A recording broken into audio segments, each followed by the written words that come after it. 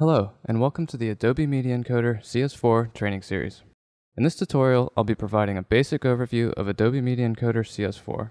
I'll also outline the contents of this video training series. So what is Adobe Media Encoder? Adobe Media Encoder is an application that allows you to encode or convert a variety of audio and video formats using a single user-friendly interface. Such formats include AVIs, MPEGs, Windows Media, Apple QuickTime, and Adobe Flash Video. Media Encoder CS4 supports a variety of export formats that cover a range of utilities, including DVD and high-definition formats, streaming video, image sequences, and even portable devices like the iPod and PlayStation Portable.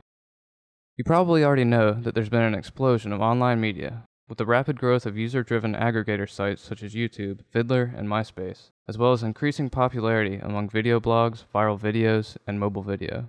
With that being said, Media Encoder CS4 offers several advantages when exporting media for web or mobile delivery.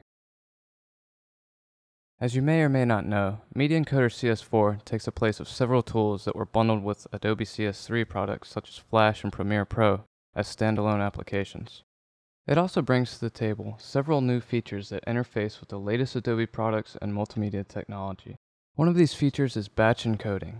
Batch encoding allows you to create a list of export tasks, prioritize the order in which the exports are carried out, and duplicate export instances with multiple encoding settings.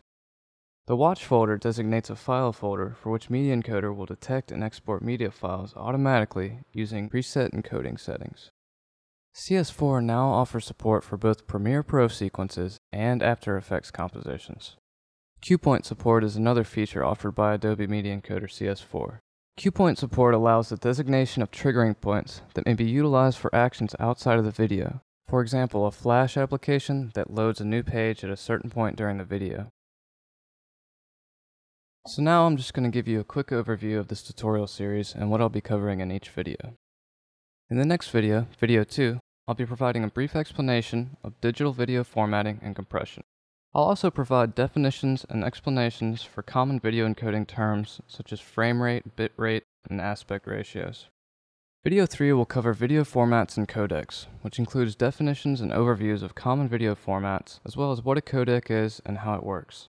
In video 4, we'll start getting familiar with the interface. We'll go over the export queue window and the export settings window, and the buttons and functions associated with each.